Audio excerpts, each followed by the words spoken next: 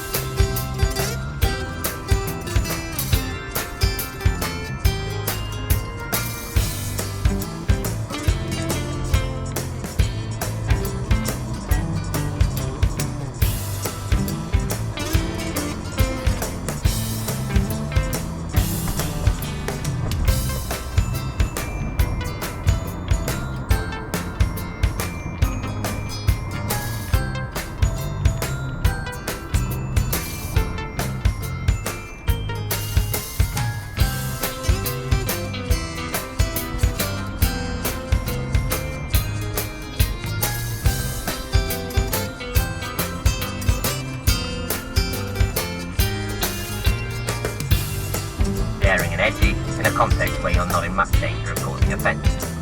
The sketch, which I've written with a friend and colleague, Robin Turner, opens in a risky way laugh-wise. A man, me, is on the phone, probably because the Alan Bennett sketch I'd read out to audition for the Panther was on the phone, and it had gone well, so I was trying to recapture that success, saying something like this. Oh, yes. Oh dear. Yes, I see. Oh dear. Well, yes, I should go ahead then. Yes, absolutely. I can see why you would. Yes, I completely understand your position. I do. Oh, yes. All right then. Bye then. Bye. He puts the phone down. It rings. By this point, as comedy connoisseurs will realise, nothing funny has been said. To be honest, I think the man talking to the phone went on even longer than that, but I can't remember it. Anyway, there hasn't been a joke. Maybe I've got a couple of more tickets of expectations, maybe not. The joke is coming up. Having told you the subject of the sketch, you probably anticipated it. So I hope you can imagine my stress levels, my intense concern at this instant, as I sat under a bright light in front of a couple of hundred people, 20 seconds into my first ever performance of something I'd written. Suddenly, there's nowhere to hide. They either laugh at the next line, or the sketch has been a disaster. There'll be no redeeming it, no winning them round. It's all or nothing. Not all sketches are all or nothing, you know. You can have material that slowly wins people round, and doesn't stand or fall on one surprising moment. And I knew it at the time. So why did I decide to debut with one that does? Because I'm a stupid cunt, I thought in my whirring, self-loathing, hideous brain, as I tried to time the next bit of the sketch. He answered the phone. Hello, Samaritans. Massive laugh. I know it's not the best joke in the world, but it worked. I promise you, it really worked. The satisfaction of having made an audience think backwards and laugh at the fact that the character had been casually advocating suicide was immense. Of having taken a punt, reasoned that people might find something funny and been proved right. I can't remember any of the jokes from the rest of the sketch, but I'll never forget that moment. It was my laugh. I thought of the joke, I'd written it down, I'd learned it, and I delivered it. This is just the best thing in the world, I thought. I want to do this again. Chapter 22. Mitchell and Webb. Red for the dark, nice to get out, Rob and I sang, to the tune of the Eton boating song, desperately, but also with a tinge of relief, because that was one of the few lyrics we were confident on. Somehow the crowd sensed that and laughed. Was that why they were laughing? No, we were somehow out of sync with the music. It was ahead of us or behind us. Only now was it doing the nice to get out bit. So we sang that again, and the audience laughed, screamed, howled. Now we couldn't hear the backing track at all. I was supposed to sing the next verse. I think there's something else about a duck. I'd known it earlier this afternoon, but my brain couldn't multitask to this extent. I was simultaneously trying to listen through the screams of audience mockery for the moment to come in, remember the hastily learned lyrics, compose my features into a look other than that of absolute bafflement and defeat, and work out whether the fact that we were getting laughs was basically good news, or whether our having completely lost control of why we were getting them undermined the achievement entirely and disqualified us from taking any credit. This was the first night of Innocent Millions Dead or Dying, a wry look at the post-apocalyptic age with songs. The first two-man show I performed with Robert Webb. It was a late show at the ABC, and by mid-afternoon of the day we were to open, panic was setting in. We just remembered that we needed props. Usually in shows, someone sorts out all the props. What we just discovered was that for that to happen, someone else had to ask them. A low point had been during the technical rehearsal when Ellis had popped in to see how we were getting on and said, "Yeah, you've got a bit of work to do, chaps." Ellis had said that. The personification of the "it'll all be fine, let's just kick back and get pissed" approach. He had a look in his eye of concern, but also of respect. These guys, he was thinking, have managed to fuck themselves even more royally than I could have done in their place. All was not lost, though. We were thanking our lucky stars that we'd been too disorganized to put any posters up, because we reckoned that would cancel out our having been too disorganized to learn our lines.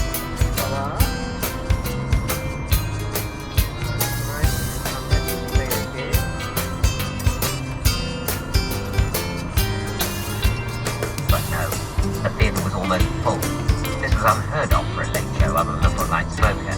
There was nowhere to hide, except the wings, which would leave the stage there, which would mean they'd ask for their money back, and we were both secretly totting up the amount of money we stood to make and what that brought in Cronenberg.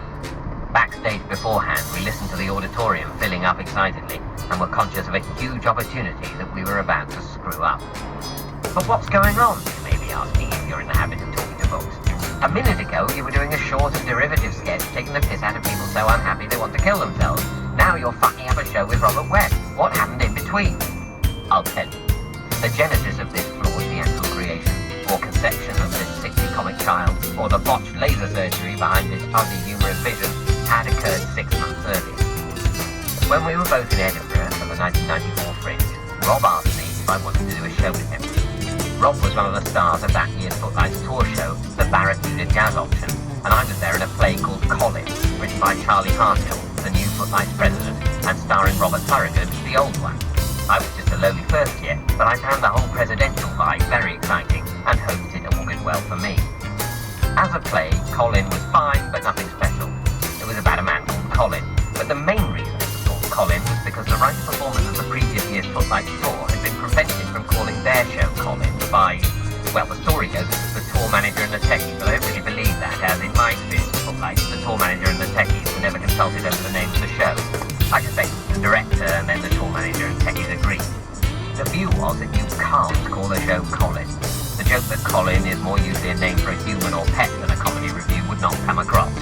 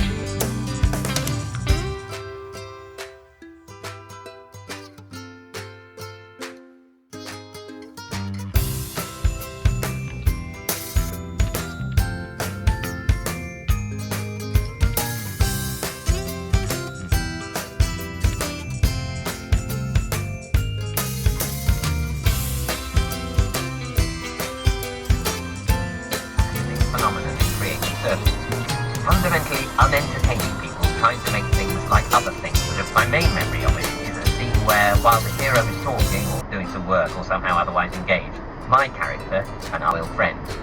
Sadly, that was only one side of him. The other was dominated by an unfathomable anger and unhappiness for tickets, but having spent a year playing to full ADC houses of enthusiastic students in Noises Off and What the Butler Saw, doing some sketch they performed. This was an item entitled Most Feet Competition, the details of which you could probably make a reasonably accurate guess. Knowing what you're doing largely involves pretending to know what you're doing, or at least it does in show business. I choose to believe that it isn't to struggle through the story and be wearing the right costume at the right time was what the audience were enjoying. At the end, they clapped and cheered like seal my balls from work colleagues. There's nothing suspicious about it, I'd say. It's just that I was suspicious, so I left. Exclusive of graduation released me from the small pot of Cambridge. That's if I managed to graduate, which I'd have to do well.